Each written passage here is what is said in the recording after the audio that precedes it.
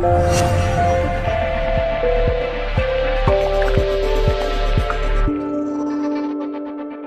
and gentlemen, thank you and welcome back for another weekly edition of Z Real Estate's discussion on real estate. First of all, my apologies for the brief delay. I know I wasn't around last week, had a lot of stuff I had to take care of, but we're talking about specifically this week, eminent domain. What is it? How does it work? How does it apply to you? And is this a problem? I mean, is this something you got to worry about? Okay, so eminent domain is the purchase of one of your properties or a property by the government. Okay, well, if it's the purchase of a property, why is it called eminent domain? Good question. Because it's a compulsory purchase. You don't have a right to say no. So, let me explain that again. A compulsory purchase.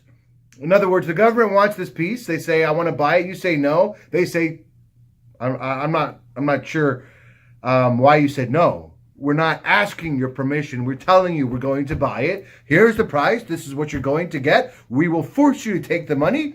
And whether you give us the property cooperatively or not, we will take it from you. Either way. Now, that's what eminent domain is. It does still happen. Generally, it happens in areas which have been redesigned or have a new highest and best use for the city. Particularly in older areas that have been a part of a different design or a different idea, and now they need to go in. Like, for example, let's say you have a train station coming in, okay? And the proposed train station is literally going right through somebody's house. Yeah, they're going to have to take that house. Granted, there will probably be some attempt at reworking the line, and if there isn't, they're going to take the house. So to say, yeah, I'm not gonna sell it to them, I'm going to hold on to this. Okay, well, you can do that, but if you do, they will take it anyway. They're not going to just forego a multi-million-dollar project because you are not cooperating. Now, it doesn't happen as much as it used to.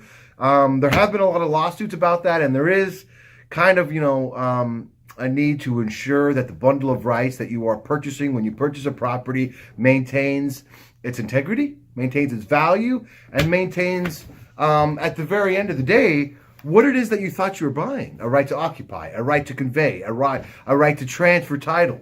So, yes, it isn't exactly something that happens just like that.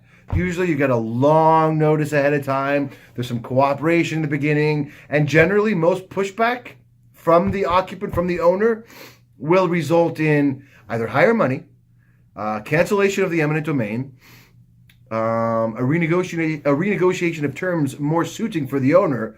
But yeah, the technical definition, so it's clear and so that you understand, is basically the right of the government or its agent to expropriate, appropriate, or to take, compulsorily purchase your property.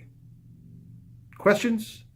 I hope that's clear. Like I mentioned, it doesn't really happen that often, but when something has been approved and this something is going to take up a lot of space, whatever it is, a train line, a new housing development, an opera house, a baseball field, anything, if there's houses that are in the way of where that's supposed to go, well, those houses got to go. So step one, obviously, is talk to them rationally and see if you can get them to sell. But push come to shove, if they don't sell voluntarily, they will go most likely to eminent domain. Okay, it's very rare that an entire approved project with investors on the hook, ready to go, are going to abandon their plans because of one owner who's being a little insubordinate and has decided not to sell. Don't force it. All right, guys, hope that answers your questions. And as always, call me with any questions. 909-999-6888, www.zrealestate.net. Thanks a lot, everybody. Have a great week.